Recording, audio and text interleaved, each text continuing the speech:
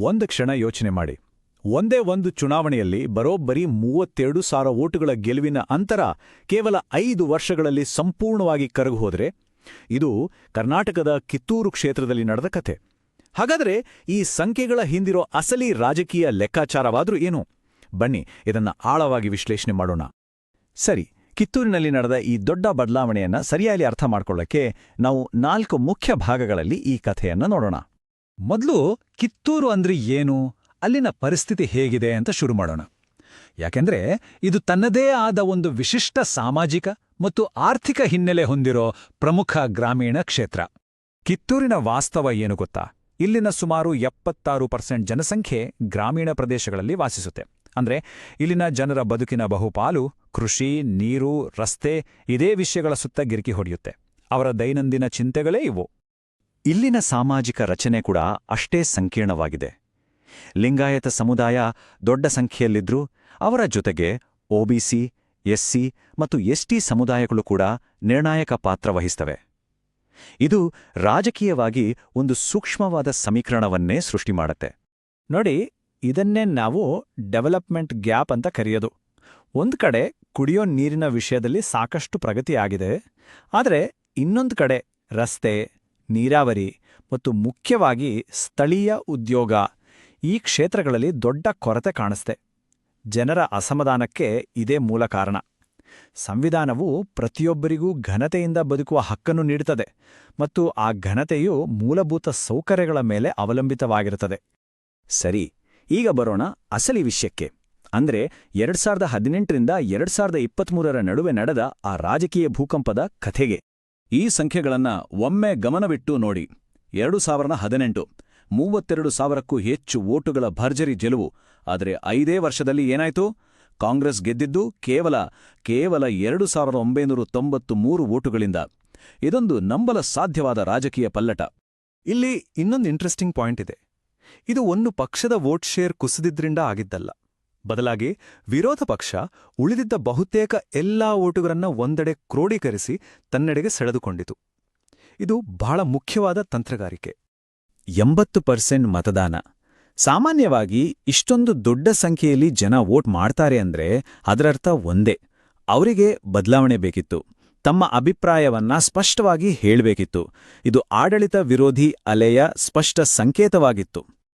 ಹಾಗಾದ್ರೆ ಈ ದೊಡ್ಡ ಬದಲಾವಣೆಯ ಹಿಂದಿನ ಅಸಲಿ ಕಾರಣಗಳೇನು? ಏನಾಯ್ತು ಅಂತ ನೋಡಿದ್ವಿ. ಈಗ ಯಾಕಾಯ್ತು ಅನ್ನೋದನ್ನ ಆಳವಾಗಿ ನೋಡೋಣ. ನಾವಿದನ್ನ 4 ಮುಖ್ಯ ಕಾರಣಗಳಾಗಿ ವಿಂಗಡಿಸಬಹುದು. ಮೊದಲನೆಯದು ಜನರ ಜೇಬಿಗೆ ನೇರವಾಗಿ ಹೊಡೆತ ಕೊಟ್ಟ ಬೆಲೆ ಏರಿಕೆ. ಎರಡನೆಯದು ಯೋಜನೆಗಳ ಜನರಿಗೆ ಸರಿಯಾಗಿ ತಲುಪದೇ ಇದ್ದದ್ದು. ಮೂರನೆಯದು ಸ್ಥಳೀಯ ನಾಯಕತ್ವದ ಮೇಲಿನ ಅಸಮಾಧಾನ. ಮತ್ತು 4ನೆಯ ಬಹು ಮುಖ್ಯವಾದ ಕಾರಣ ಅಂದ್ರೆ ಬದಲಾದ ಸಾಮಾಜಿಕ ಮೈತ್ರಿಗಳು. ಜನರ ಮಾತು ಕೇಳಿ, ಬೆಲೆ ಏರಿಕೆ ನಮ್ಮೆಲ್ಲರನ್ನೂ ಸುಟ್ಟು ಹಾಕಿದೆ. ಈ ಒಂದು ವಾಕ್ಯ ಸಾಕು ಆರ್ಥಿಕ ಸಂಕಷ್ಟ ಜನರ ದಿನನಿತ್ಯದ ಬದುಕಿನ ಮೇಲೆ ಎಂಥ ಪರಿಣಾಮ ಬೀರಿತು ಅಂತ ಅರ್ಥ ಮಾಡ್ಕೊಳ್ಳೋಕೆ. ಇದು ಕೇವಲ ಅಂಕಿ ಅಂಶ ಅಲ್ಲ, ಜನರ ನೋವು. ಇದು ಬಹಳ ಮುಖ್ಯವಾದ ಪ್ರಶ್ನೆ. ಕಿತ್ತೂರಿನ ಫಲಿತಾಂಶ ನಮಗೆ ತೋರಿಸ್ಕೊಟ್ಟಿದ್ದೇ ಇದನ್ನ.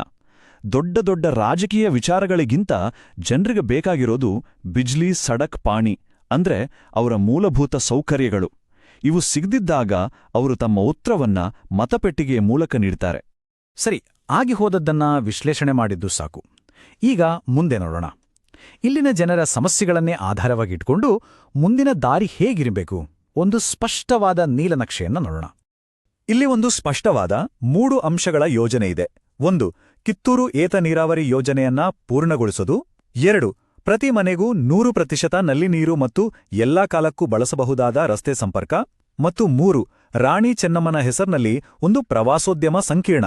ಇದು ಸ್ಥಳೀಯವಾಗಿ ಉದ್ಯೋಗ ಸೃಷ್ಟಿ ಮಾಡುತ್ತೆ. ನೋಡಿ, ಈ ಯೋಜನೆಗಳನ್ನ ಕೇವಲ ಖರ್ಚು ಅಂತ ನೋಡಬಾರ್ದು. ಇದು ಹೂಡಿಕೆ, ಜನರ ಜೀವನದ ಮೇಲಿನ ಹೂಡಿಕೆ. ಪ್ರತಿ ರೂಪಾಯಿಗೂ ಜನರಿಗೆ ಸಿಗುವ ಪ್ರತಿಫಲ ಏನು ಅನ್ನೋದನ್ನ ಲೆಕ್ಕ ಹಾಕಬೇಕು. ಈ ಯೋಜನೆಗಳನ್ನ ಕಾರ್ಯಗತಗೊಳಿಸುವಾಗ ಜನರ ಖಾಸಗಿತನ ಮತ್ತು ಡೇಟಾ ಸುರಕ್ಷತೆಗೆ ಗಮನ ಕೊಡೋದು ಬಹಳ ಮುಖ್ಯ.